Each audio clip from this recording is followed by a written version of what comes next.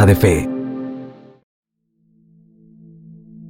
Antes de iniciar, yo quería darle las gracias a todos los que de forma presencial, a través de las redes, y también un especial agradecimiento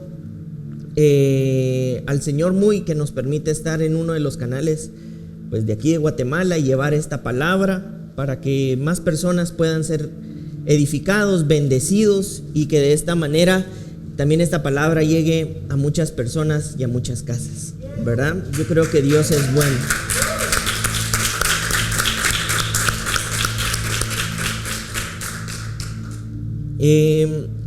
Hoy vamos a darle un poco de continuidad a lo que veníamos aprendiendo y desarrollando la semana anterior a esta.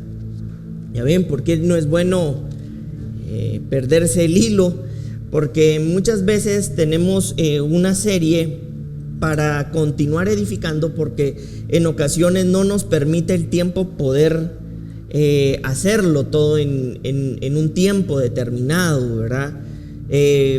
A mí me parece muy gracioso, pero también muy poderoso, y es que cuando el apóstol Pablo estaba enseñando, dice que las personas inclusive llegaron a morir.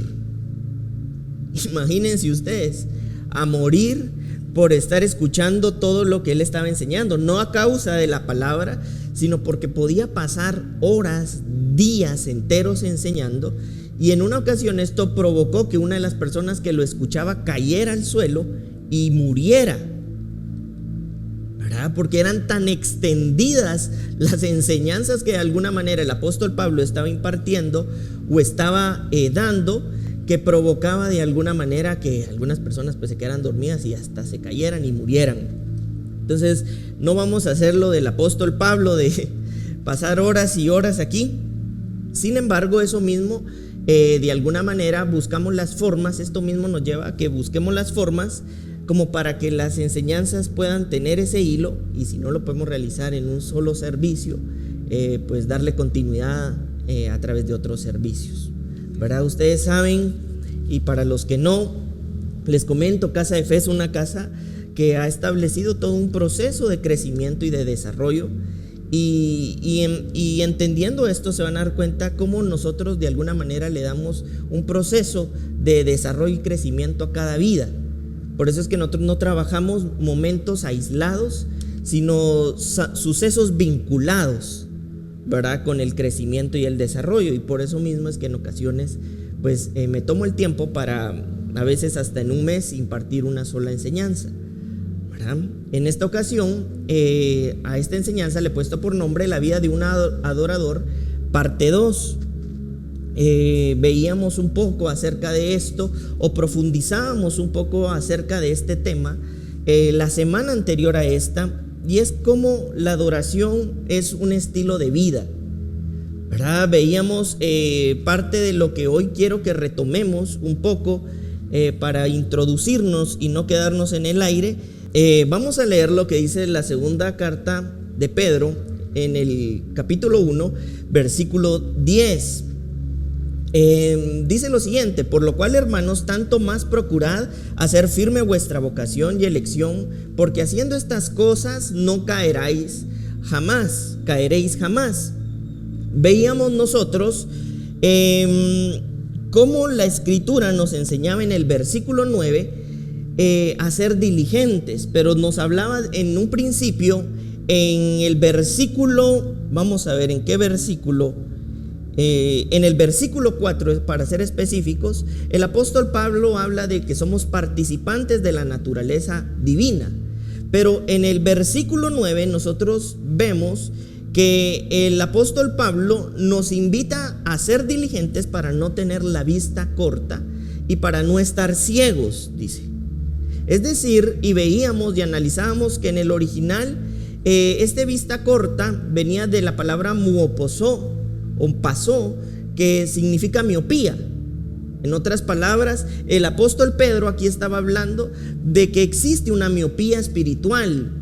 Y veíamos también que la miopía en el cuerpo físico es la enfermedad que no te permite ver de lejos. Es decir, el apóstol Pedro sabía por qué estaba diciendo estas cosas. Está diciendo: tú que participas de una nueva naturaleza, sé diligente, y enumera una serie de características. Nosotros podemos ver aquí que dentro de estas características habla de la fe, habla de la virtud, habla del conocimiento, habla del dominio propio, habla de la paciencia, habla de la piedad, habla del afecto fraternal y habla del amor. Y él dice: si estas cosas abundan en ustedes, hay una garantía en ustedes. Nosotros veíamos también que esto de estar ciegos hace referencia a una ceguera espiritual, no solamente a una ceguera física. Y como en el original, cuando el apóstol Pedro está diciendo esto, hablaba de ceguera como resultado de la abundancia de tinieblas en nuestro interior. Por eso es que la Escritura dice que somos trasladados del reino de las tinieblas al reino de la luz admirable. En ocasiones nosotros creemos que las tinieblas solamente están en el exterior, olvidando que muchas de esas tinieblas están en nuestro interior. Y por eso el apóstol Pedro decía: no tengas la vista muy corta como un miope que no puede ver de lejos, y tampoco, si no haces estas cosas, puedes llegar a estar como un ciego, como alguien que tiene abundancia de estas tinieblas en su interior. Entonces él dice: yo te invito a que seas diligente, que no solamente, en otras palabras, te conformes con ser participante de una nueva naturaleza, sino que ahora la desarrolles diligentemente. Y esta palabra diligente nosotros veíamos que es ministrar, administrar, agregar algo más. Y esto en realidad es maravilloso, porque el apóstol Pedro entonces nos estaba diciendo que nosotros en esta nueva naturaleza tenemos nuevas capacidades para desarrollar. Por eso es que cuando nosotros nacemos en Cristo, tenemos que darnos cuenta que lo que antes éramos ya no somos, pero para esto requerimos de ser diligentes también en esta nueva participación divina. Y dentro de esta nueva participación divina, que contiene atributos de esta naturaleza, también hay características y nuevas habilidades de las que tú puedes aprovecharte. Ojo aquí, me refiero a aprovecharte para desarrollarte, como por ejemplo, él enumera aquí el dominio propio. ¿Cuántos de los que estamos aquí decimos: yo ya tengo un dominio propio al 100%? Muy probablemente nadie. Yo tengo el 100% del afecto fraternal, y a la primera ya te estás descosiendo, ¿verdad? Yo tengo el 100% de piedad en mí, y cuando tenemos la oportunidad de hacer misericordia con alguien, no la practicamos, por ejemplo, y nos recordamos de todo menos de la piedad. Porque la piedad está haciendo referencia a esto, el afecto fraternal. Por eso es que yo siempre hablo de que participar de la nueva naturaleza y recibir la revelación de Dios en nuestros corazones tiene un efecto directo sobre nuestras relaciones. Por eso aquí habla de afecto fraternal. La revelación que Cristo nos da a nuestro corazón, que no son inventos humanos, sino que está en la Escritura, pero que ahora pasa de estar en la Escritura a ser escrita en nuestros corazones, produce un mejoramiento también en nuestras relaciones. Y entonces él dice: quien es diligente en estas características tiene una garantía. Y eso lo escribe el apóstol Pedro diciendo, no dice ojalá que así sea, dice así va a ser. Te garantizo que si te desarrollas en esta vocación y en esta elección que has hecho, vas a darte cuenta que no vas a tener tiempo para ni siquiera perderte. Porque dentro de este mismo capítulo, dentro de esa misma carta, habla de que no estemos ociosos. Y que no estemos ociosos para desarrollar estas capacidades. Dentro de esta nueva participación divina hay características como la disciplina, que también está a la disposición de los hijos. Ay, no, es que yo siempre he sido el más desordenado. Sí, en tu antigua naturaleza, llena de defecto, llena de error, pero en la nueva participación divina, en la nueva naturaleza divina, tú tienes una nueva capacidad para desarrollar esa disciplina como resultado de esa nueva participación divina. Y entonces en esa diligencia hay una garantía, que no te quedes con vista corta como un miope espiritual, ni como un ciego espiritual, y entonces nunca te pierdas. ¿Por qué es que generalmente nosotros tendemos a desviarnos de la fe? El apóstol Pablo también lo dice. El apóstol Pablo dice: la perdición viene a aquellos que solo piensan en las cosas de su vientre, dice.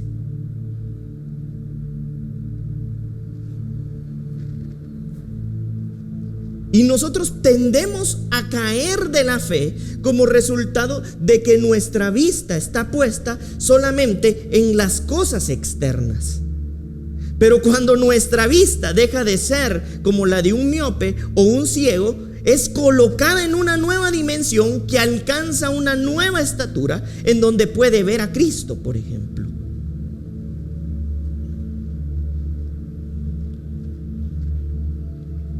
Y esta es una invitación para que todos podamos ser participantes de esta nueva naturaleza. Es decir, Jesucristo no vino a esta tierra, murió, resucitó, ascendió y descendió su espíritu para dejarnos en la misma condición en donde nos encontró, sino el Evangelio de Lucas dice que lo hizo para recuperar todo lo que se había perdido, y en otras palabras, esto se había perdido desde el Edén a través de la caída de Adán. Es decir, nosotros hemos crecido en una naturaleza adánica que de pronto nos puede extraviar de la fe, pero resulta que a través del Hijo de Dios tenemos la oportunidad de resurgir a una nueva naturaleza que nos coloca en una nueva participación y que nos da una nueva capacidad espiritual, habilita un nuevo sentido como el de la visión, para que no estemos miopes y no estemos ciegos.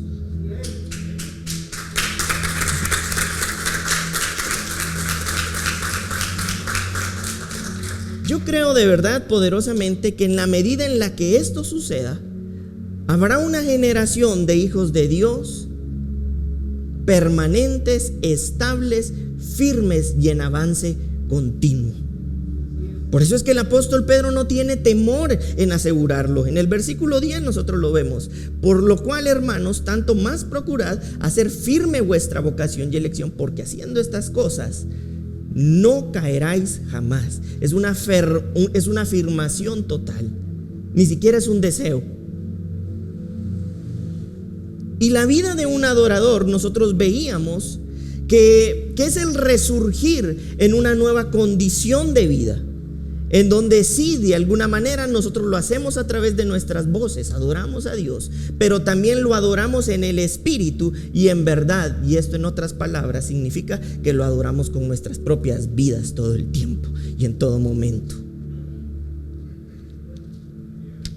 incluso con nuestros pensamientos.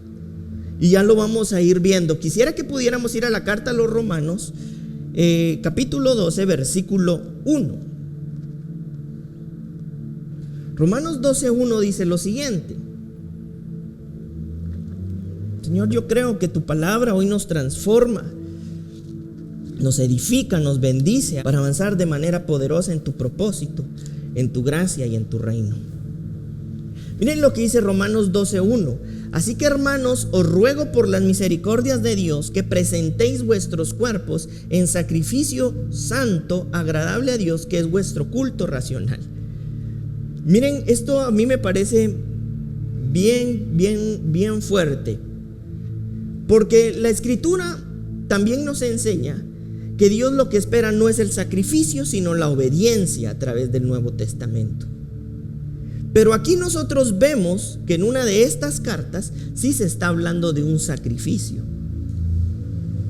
pero está hablando del único sacrificio que requiere necesariamente obediencia al Señor. Y por eso dice: Así que, hermanos, os ruego por las misericordias de Dios que presentéis vuestros cuerpos en sacrificio vivo, santo, agradable a Dios, que es vuestro culto racional. Aquí esta palabra presentéis viene de presentar, de traer, de presentar, de estoy a la espera, estoy presente. Y hay otra palabra aquí que en lo personal me parece muy importante que tomemos en cuenta, y es racional. Esta palabra racional hace referencia a lo lógico o a nuestros razonamientos. Y dice aquí que este sea nuestro culto racional. Y cuando está hablando la escritura de culto, está hablando de un servicio prestado a Dios, en un servicio divino prestado a Dios como una adoración. Por eso dice culto. En otras palabras, lo que la escritura nos está diciendo es que tu único sacrificio sea presentar tu lógica, tus razonamientos, tus pensamientos, tu culto racional, tu lógica, como ese servicio divino a Dios. ¿Por qué dice esto? Como una adoración. ¿Por qué dice esto? Porque muchas de las veces en nuestra antigua naturaleza nosotros fuimos desarrollados para pensar absolutamente solo las cosas que no tienen que ver con el avance del propósito y su gracia.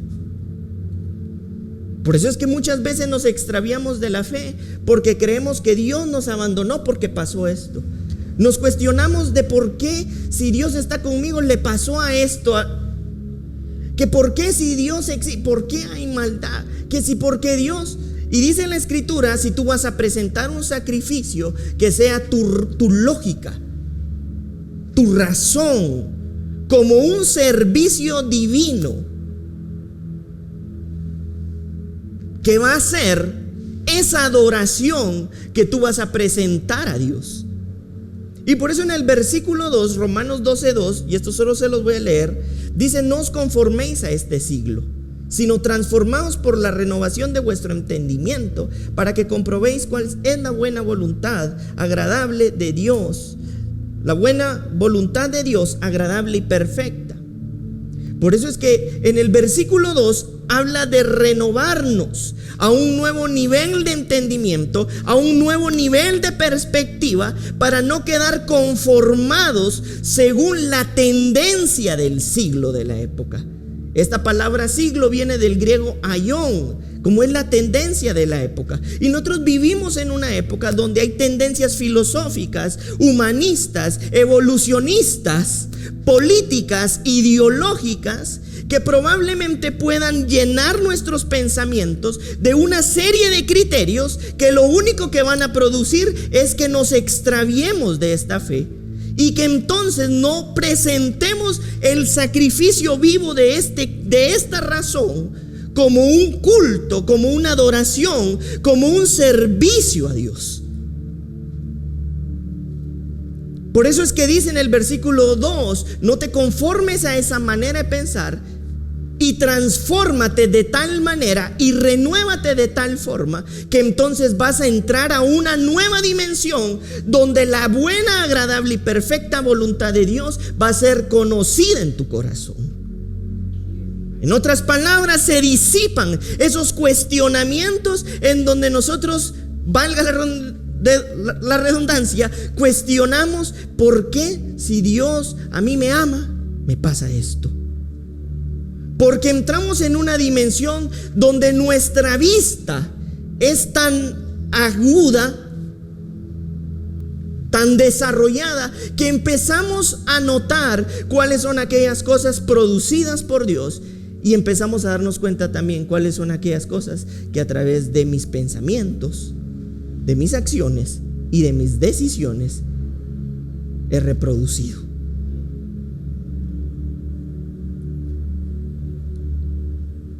Es decir, esto en lo personal me parece poderoso y maravilloso. Hoy nosotros vivimos en una época donde todas las ideologías están bombardeando nuestro centro de pensamientos, atrayéndonos a criterios que solamente reproducen una idea que nos aleja del diseño divino. Pero vamos a darnos cuenta que en esta renovación, en esta vida que se presenta como una adoración a Dios, necesariamente requerimos de la intervención del Espíritu Santo. Por eso nosotros veíamos la semana anterior a esta cómo es que Dios nos engendra, y hacíamos una comparación en lo que en la biología y en la genética sucede, pero que también es una figura o una representación de lo que en lo espiritual acontece. Todos los que en este lugar estamos, yo estoy convencido que a través de su Espíritu Santo hemos sido engendrados por Dios, participantes de una nueva naturaleza, pero que ahora requerimos de la diligencia para el desarrollo de una vista que no se quede corta, que no se quede ciega, y que entonces podamos, como resultado de este desarrollo, no perdernos, sino avanzar, crecer y experimentar cada día más a Cristo en nuestros corazones. Vamos a leer lo que dice 1 Corintios capítulo 3, versículo 18. Y por eso dice esto que dice en esta carta: nadie se engaña a sí mismo. Si alguno entre vosotros se cree sabio en este siglo, hágase ignorante para que llegue a ser sabio. Porque la sabiduría de este mundo es insensatez para con Dios, pues escrito está: Él prende a los sabios en astucia de ellos. Y otra vez, el Señor conoce los pensamientos de los sabios, que son vanos. Aquí pasa algo poderoso. Vas a darte cuenta que en la medida en la que tú vas creciendo, vas a aprender a diferenciar entre una opinión, entre un pensamiento y una verdad. El hecho que yo piense algo no quiere decir que eso que piense necesariamente tenga que ser verdad. Porque hay una diferencia entre pensamiento e idea y verdad. Y aquí pasa algo que verdaderamente tiene que producir en nosotros algo maravilloso. Las Escrituras dicen que Dios ha creado de todo lo que no se ve, lo que se ve. Hay una sustancia invisible que produce todo lo visible. Eso nos lo está diciendo la Escritura. Y Dios, todo lo que ha creado, lo ha creado desde lo invisible. La pregunta es entonces, ¿en dónde estaba eso invisible? Eso invisible estaba en Dios y en sus pensamientos. Entonces tú te vas a dar cuenta aquí con algo. Dios puso de su semejanza en nosotros. Y por eso es que muchas veces nosotros en nuestras vidas experimentamos una serie de situaciones, contextos y momentos adversos como resultado de que todo lo invisible se hace visible.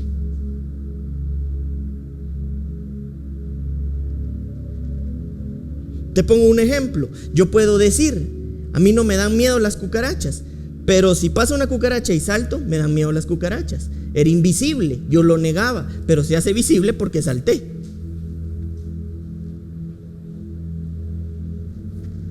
Y así pasa en muchas áreas de nuestras vidas. Nosotros podemos vivir en una negación constante de algo. Yo te puedo negar a ti todas las cosas, pero lo que básicamente va a sacar a luz eso invisible de mi vida va a ser todo lo que se hace visible.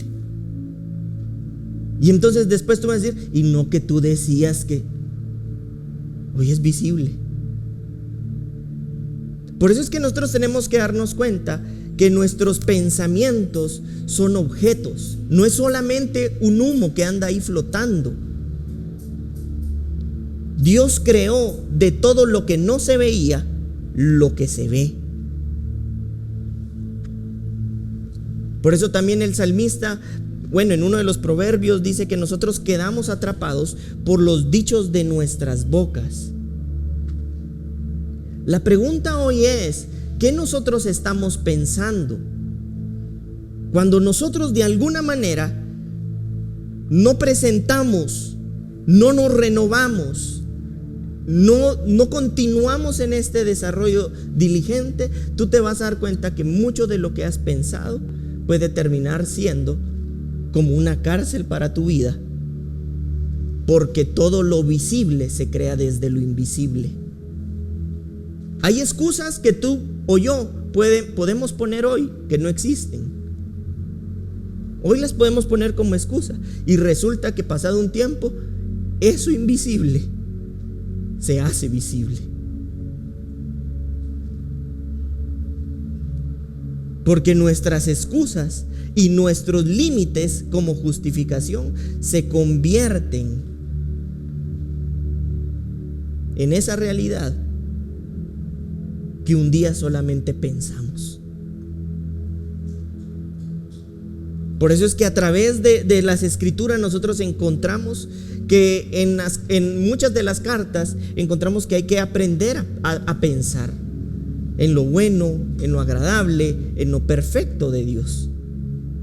Pero también encontramos que cuando el Señor nos hace participantes de una nueva naturaleza, también nos da como resultado de esa nueva naturaleza una nueva mentalidad. La mente de Cristo, nuevos pensamientos. Tú no vas a poder forjar una mentalidad total de la noche a la mañana. La mentalidad es el resultado de varios pensamientos en conjunto que se van desarrollando y que posteriormente producen una mente. Hay pensamientos que hoy tenemos que empezar a cultivar en Cristo. Yo siempre les he compartido esto, pero yo tengo por hábito todos los días de mi vida, cada vez que tengo mi momento en el que estoy orando, afirmo todas las verdades del Espíritu en mi corazón y en mis pensamientos. La Escritura dice que yo no soy un error, que soy un predestinado por Dios. Y me hago saber que yo soy un predestinado por Dios. La Escritura me hace saber de que el Señor me ha amado desde antes de que yo lo amara. Entonces yo me hago saber a mi alma que yo soy un amado por Dios. La Escritura dice que yo soy un bendecido con toda bendición, y yo me hago saber de que yo soy un bendecido con toda bendición. La Escritura dice que yo nací para hacer luz, y yo le ministro a mi vida que yo soy luz para mis entornos.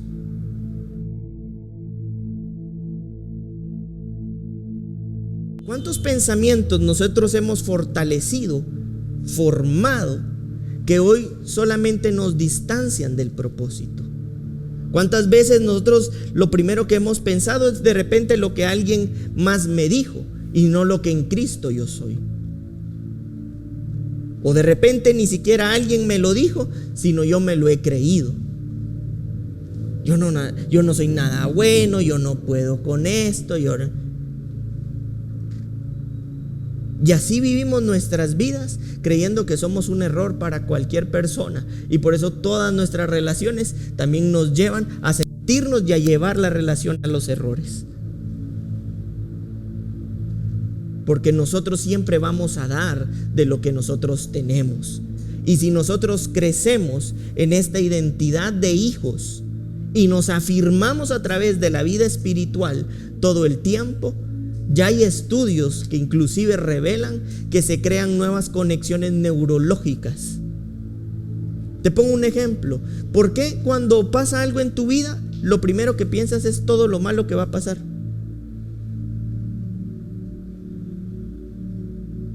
Y ni siquiera lo piensas, es en automático, como que se destapa todo lo malo. Porque todas esas conexiones neurológicas han sido formadas a lo largo de nuestras vidas. Y ahora requerimos y necesitamos formar nuevas conexiones neurológicas que van siendo formadas según la mente de Cristo. Nuevos pensamientos de vida. sos un escogido, sos un amado, sos un bendecido. No sos un error, no sos una equivocación, no sos un fracasado. Sos un amado, un llamado, un convocado, un escogido, un destinado, un amado.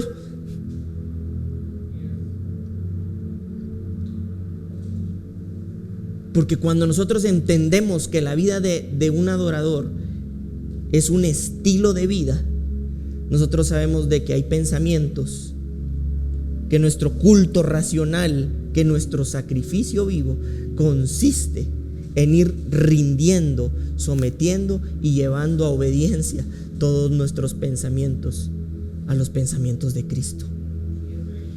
Por eso es que nosotros vemos que el Señor nos ha dotado a través de su espíritu sobrenatural, sobrehumano, de capacidades sobrenaturales y sobrehumanas que están a nuestra disposición para ser desarrollados.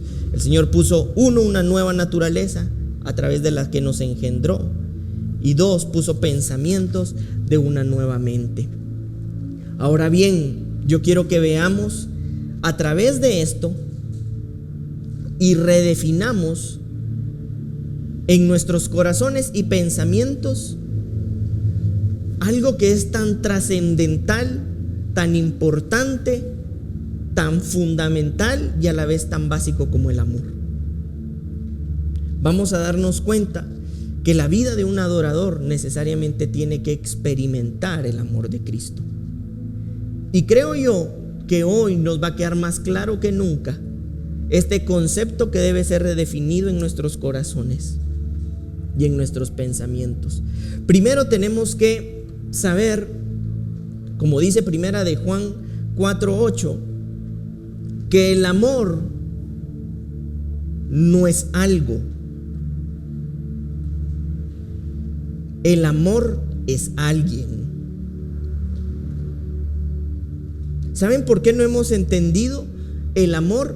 Porque siempre lo hemos visto como algo. Es que siento, mira aquí, unas maripositas. Eso es algo. Eso no es alguien. Ouch. Uy, machuqué un par de personas. El amor no es algo, es alguien. Y como es alguien, escúchenme bien, va más allá de un sentimiento o una pura emoción. Es decir, si va más allá de eso, es porque es alguien. Y ese alguien nos establece en una nueva condición o estado que trasciende por mucho lo que solamente hemos conocido como un sentimiento. En otras palabras, tenemos que tener claro que el amor no es algo, es alguien, y que este amor que es alguien es una nueva condición o un nuevo estado de vida. Vamos a ver el punto 2. En Juan 3:16 dice: porque de tal manera amó Dios al mundo que ha dado a su Hijo unigénito para que todo aquel que en él cree no se pierda, mas tenga vida eterna. La expresión del amor que es Dios, para traducírnoslo de una forma en la que pudiéramos entenderlo, lo hizo a través de su Hijo. Es decir, la forma en la que Dios acercó su amor, que es alguien, es a través de Jesús. Es decir, de alguna manera tenemos que ir definiendo entonces que no es algo, es alguien, que es una nueva condición, que es un nuevo estado, que esa expresión del amor se tradujo en alguien. Y ese alguien es Jesús. Y por eso dice la Escritura: porque de tal manera amó Dios al mundo. Y no dice y sintió unas ganas de salvar al mundo. De tal manera amó al mundo que se hizo de alguna manera, siendo Dios, un hombre para traducirnos el amor. Porque como no es algo para Dios, sino es alguien, ese alguien fue manifestado en esta tierra a través de Jesús. Vamos a darnos cuenta como punto 3 que Cristo es la expresión misma de este amor. La Escritura dice y nos enseña que el amor de Cristo fue expresado y manifestado a través de lo suyo y de los suyos. Pero quizás aquí es donde tenemos que preguntarnos entonces, ¿y qué es lo suyo? Lo suyo es su reino, su propósito y su voluntad. ¿Y quiénes son los suyos? Su iglesia, sus hijos y su cuerpo. Por eso es que nosotros vamos a notar que Jesús, estando en esta tierra, siempre nos hizo saber cuál era el amor que en Él había como resultado de ese vínculo que lo unía al Padre. Y vamos a darnos cuenta en Juan 14:6 algo muy poderoso. Dice: Jesús les dijo: yo soy el camino y la verdad y la vida. Nadie viene al Padre sino por mí. Primero, antes que esto, cuando nosotros entendemos cómo Jesús tradujo el amor por lo suyo y por los suyos, lo podemos resumir en 3 cosas. Jesús invirtió vida, tiempo y tesoro en lo suyo y con los suyos, en las cosas del Padre. Y esto es muy importante. Nosotros, para ir experimentando esta dimensión nueva de esta condición del amor que es Dios, vamos a darnos cuenta que en la medida en la que crecemos en vida, en tesoro y en tiempo, por lo suyo y con los suyos, estamos empezando a ser desarrollados en esa nueva condición, en ese nuevo estado que no es algo, sino que es alguien.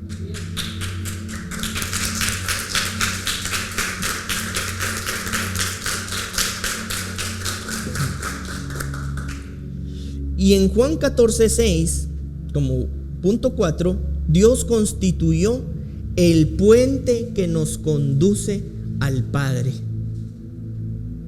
Por eso es que cuando Jesús viene, Él se constituye como el único intermediario para conducirnos al amor del Padre. Con esto, ¿qué te trato yo de decir? Que nosotros requerimos y necesitamos en nuestros corazones y en nuestros pensamientos una necesidad latente y muy grande, y es de conocer quién es Dios. Porque solamente conociendo quién es Dios vamos a poder ir redefiniéndonos en un nuevo estado y en una nueva condición de amor que va por mucho más allá de algo, porque este amor resulta que es alguien. Y vamos a darnos cuenta de ahora, muy probablemente podamos entonces lograr entender de una mejor manera lo que dice 1 Corintios 13 cuando habla del amor. 1 Corintios 13 en el versículo 1 dice lo siguiente: si yo hablase lenguas humanas y angélicas y no tengo temor, vengo a ser como metal que resuena o címbalo que retiñe. Y si tuviese profecía y entendiese los misterios y toda ciencia y tuviese toda la fe, de tal manera que trasladase los montes y no tengo amor, nada soy. Y si repartiese todos mis bienes para dar de comer a los pobres, y si entregase mi cuerpo para ser quemado y no tengo amor, nada me sirve. El amor es sufrido, es benigno, el amor no tiene envidia, el amor no es jactancioso, el amor no se envanece, no hace nada indebido, no busca lo suyo, no se irrita, no guarda rencor, no se goza de la injusticia, mas se goza de la verdad. Todo todo lo sufre, todo lo cree, todo lo espera, todo lo soporta. El amor nunca deja de ser, pero las profecías se acabarán y cesarán las lenguas, y la ciencia acabará, porque en parte conocemos y en parte profetizamos. Mas cuando venga lo perfecto, entonces lo que es en parte se acabará. Cuando yo era niño, hablaba como niño, pensaba como niño, juzgaba como niño, mas cuando ya fui hombre, dejé lo que era de niño. Ahora vemos por espejo oscuramente, mas entonces veremos cara a cara. Ahora conozco en parte, pero entonces conoceré como fui conocido. Y ahora permanecen la fe, la esperanza y el amor, estos tres, pero el mayor de ellos es el amor.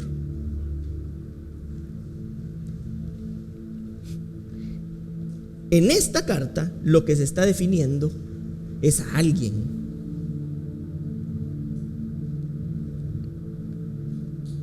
No se está definiendo algo. Y resulta que ese alguien lo soportó todo. Ese alguien lo sufrió todo. Ese alguien es benigno. Ese alguien es bondadoso.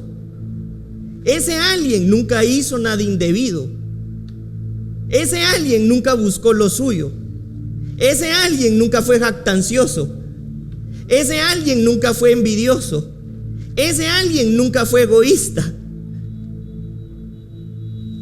Y por eso la importancia de traducir de esta forma de uno de sus apóstoles en esta carta las características no de algo,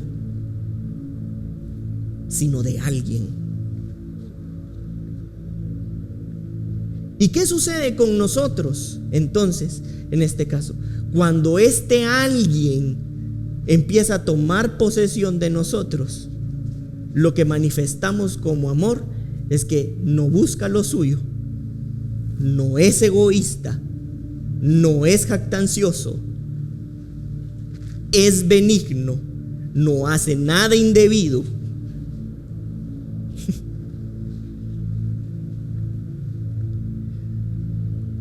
Por eso es que el amor debe ser redefinido en nuestras vidas como adoradores de Dios de una manera profunda.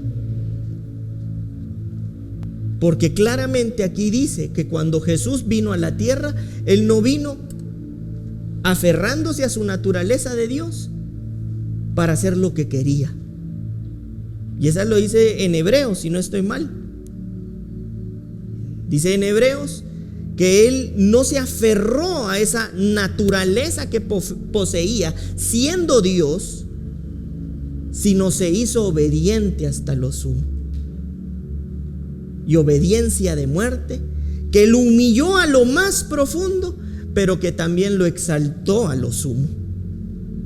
Y porque lo exaltó a lo sumo, fue entonces constituido como el Rey de los Reyes, el sumo sacerdote de la fe, el autor y consumador de la fe, la esencia misma del amor.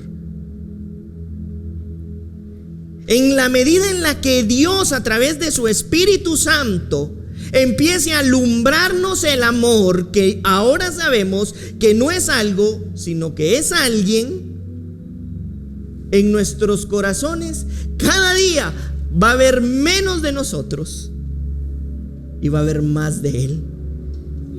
¿Y cómo es entonces ese amor? Que se vuelca por lo suyo y por los suyos.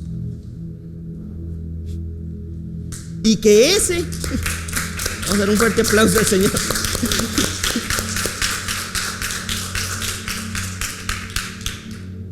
Y iniciamos leyendo que dice, y que ese sea entonces nuestro culto racional, porque como resultado de que Dios se está incrementando en mi vida, mi sacrificio lógico, razonable, es presentarme como ese servicio divino, para que sea cada vez más Él y cada vez sea menos yo. En ese sentido de verdad y de ideas, como decía el apóstol Pedro, tu vista, tu corazón no va a poder ser apartado de la verdad. Pero para esto requerimos no ser ociosos, sino ser diligentes. Porque como les decía en un principio, ninguno de nosotros podemos decir que ya lo alcanzamos y logramos, ya tengo el 100% del dominio. Si ustedes ven estos atributos de los que habla el apóstol Pedro, llevan toda una vida desarrollarse. ¿O no? ¿O no? Entonces, quien está ocupado en lo suyo, en lo de Dios, no tiene tiempo, como dice 1 Corintios, para lo suyo. ¿Sí me estoy explicando?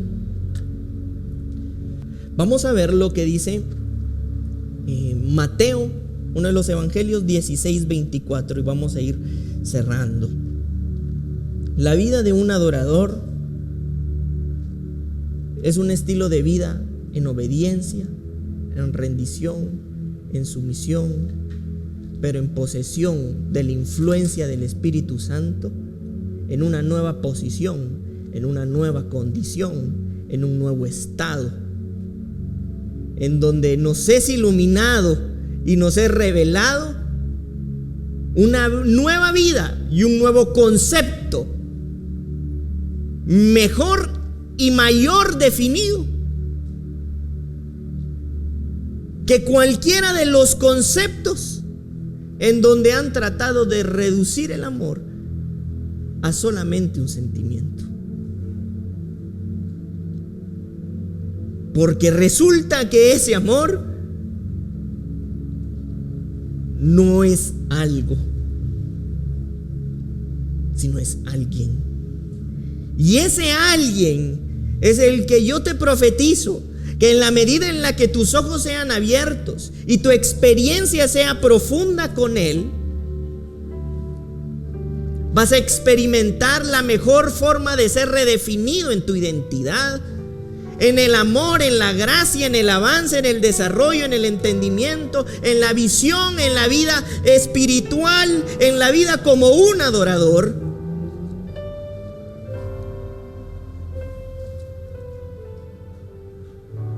Porque todo lo que es el amor empieza a ser una experiencia de vida que trasciende cualquier sentimiento y cualquier emoción y nos ubica en una nueva posición,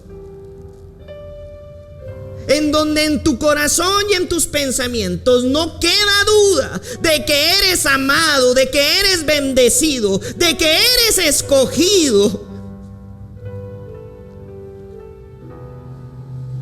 Y es tan profundo lo que dice esta carta, que dice: y entonces cuando conoces este amor, y aquí lo dice, ya no piensas como niño. Resulta que ya no hablas como niño.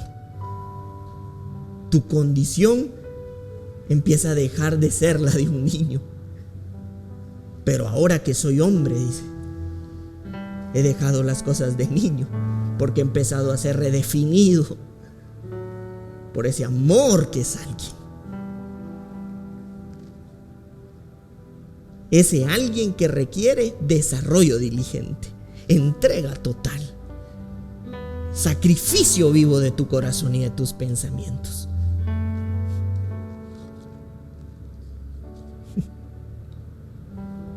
Por eso es que no siempre podemos creer que vamos a hacer lo que nos gusta, sino lo que debemos. Qué maravilloso va a ser el día en que Él se incremente de tal manera que ya no solo lo debemos, sino lo disfrutamos, porque se volvió la experiencia más real y profunda de nuestros corazones. Miren lo que dice Mateo 16:24. Entonces Jesús dijo a sus discípulos: si alguno quiere venir en pos de mí, niéguese a sí mismo y tome su cruz y sígame. Sígame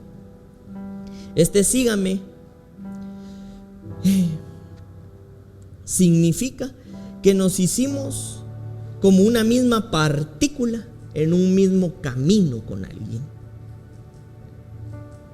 Y como estoy diciendo partícula, quiere decir que nos volvimos parte de una unidad, de un mismo organismo. Era lo que Jesús estaba diciendo. Si quieres ser mi discípulo, niégate, preséntate como un sacrificio vivo y únete como una misma partícula en mí, en un mismo camino. Y que ese sea tu culto racional, tu sacrificio vivo. Que ese sea el camino de un verdadero adorador. Ese es el camino de un verdadero adorador.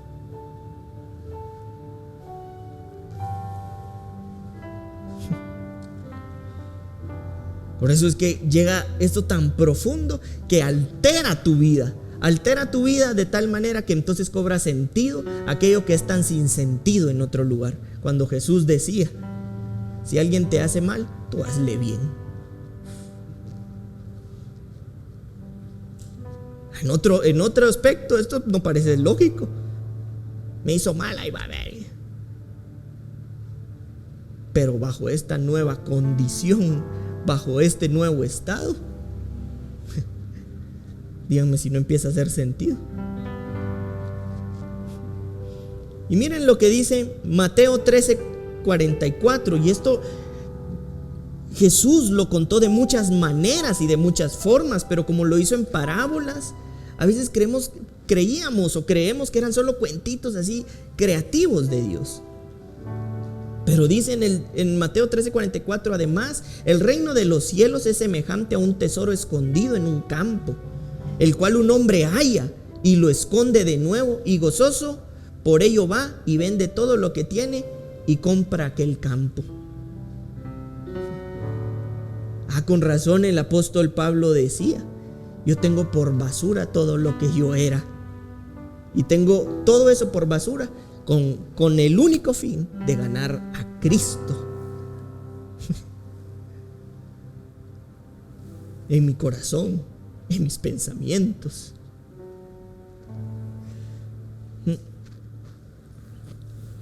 Yo veo como en muchos Cristo va a empezar a brillar. Yo veo como esa semilla que va a empezar a germinar de una manera poderosa. Yo lo puedo ver de verdad. La palabra profética más segura y más certera es Cristo mismo. Y yo veo a Cristo naciendo en muchos corazones, en muchos pensamientos. Veo su naturaleza incrementándose y germinando, dando a luz lo que por naturaleza Él contiene. Y miren lo que dice Lucas 17, y con esto cierro. Ay, pastor, ya tanto. Por eso inicié hablando con el Pablo, para tener una.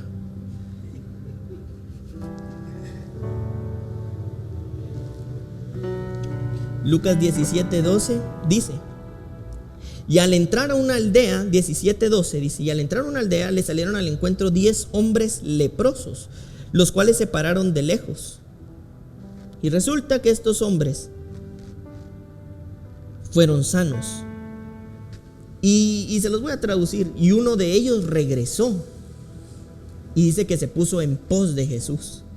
Pero hay una respuesta maravillosa de Jesús en el versículo 17. En el 16 dice: y se postró rostro en sus pies dándole gracias, y este era samaritano. En otras palabras, esta rendición física hablaba de que este hombre se estaba presentando como un culto racional, de adoración, de rendición a Dios.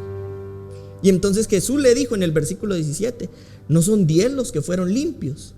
¿Y los 9 dónde están? Y en el 18 dice: no hubo quien volviese y diese gloria a Dios, sino este extranjero. Y le dijo: levántate, vete, tu fe te ha salvado. Y dice la escritura que Él es el autor y el consumador de la fe. ¿Por qué les digo yo esto?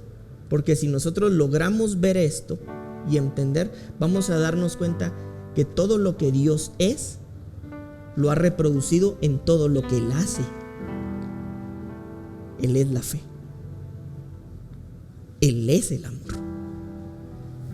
Y en otras palabras, Jesús le estaba diciendo a este leproso: yo veo que tu fe, ¿y quién es tu fe? Cristo. Y miren la afirmación de Jesús, no le dice te ha sanado.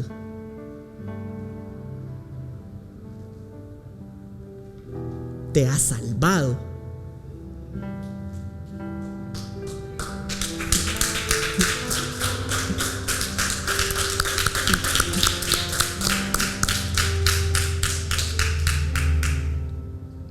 Y lo ha salvado porque la salvación es el primer paso en amor, a través del cual Dios nos incorpora a lo suyo y con los suyos.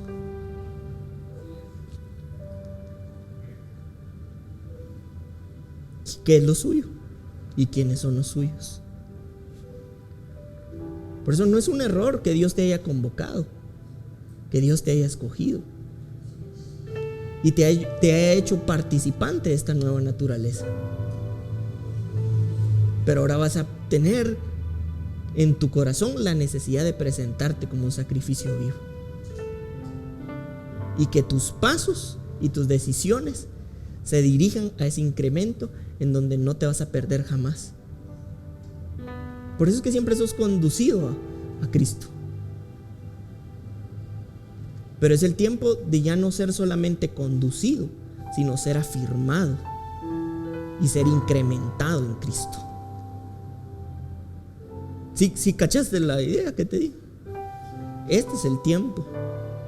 Y tus ojos, yo oro y creo en el nombre de Cristo, que sean habilitados a una nueva dimensión en donde pueden ver más allá de las cosas que has visto hasta este tiempo.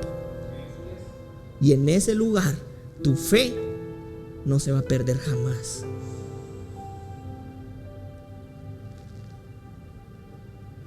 Yo creo que Dios está haciendo algo maravilloso y poderoso.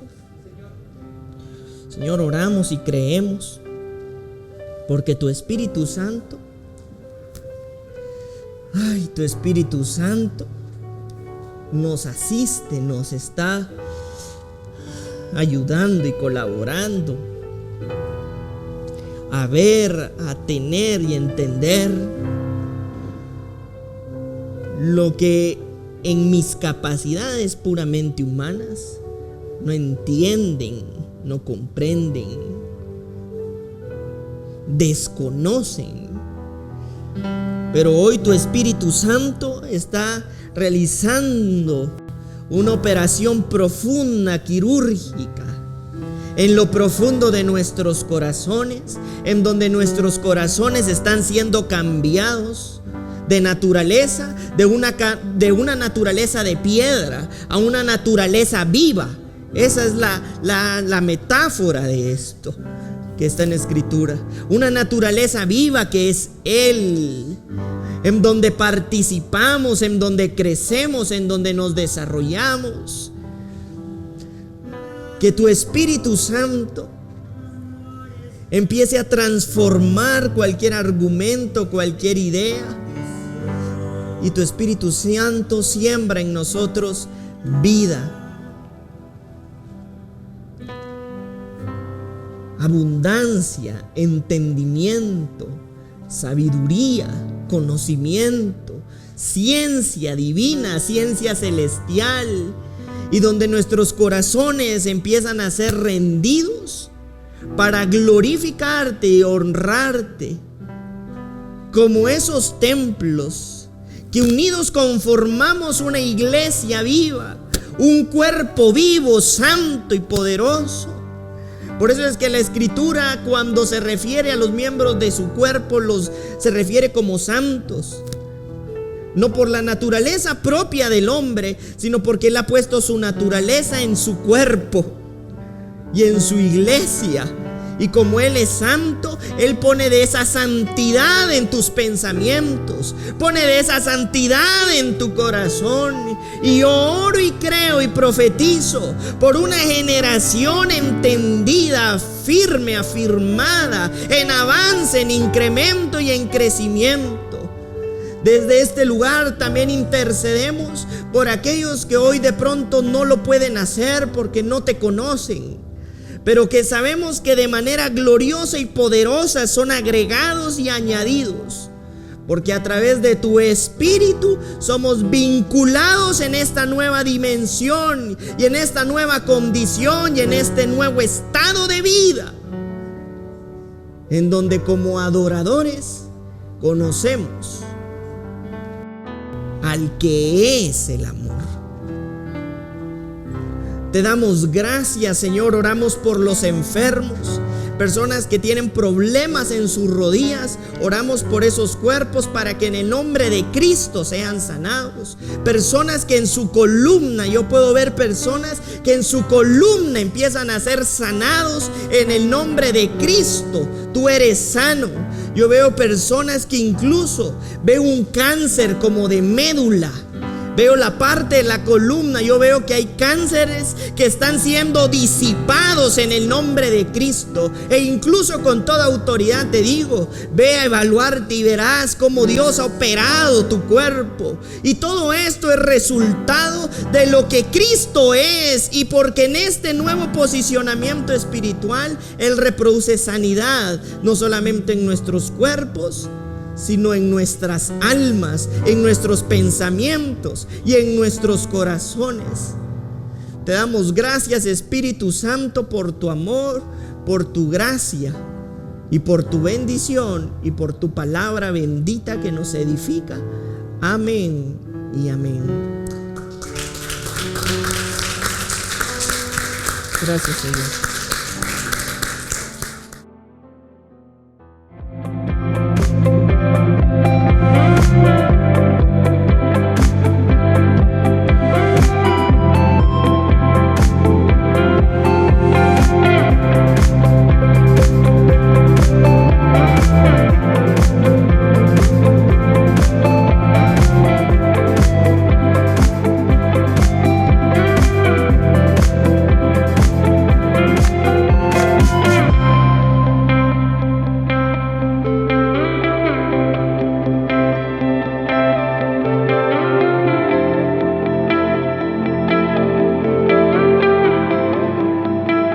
Casa de Fe.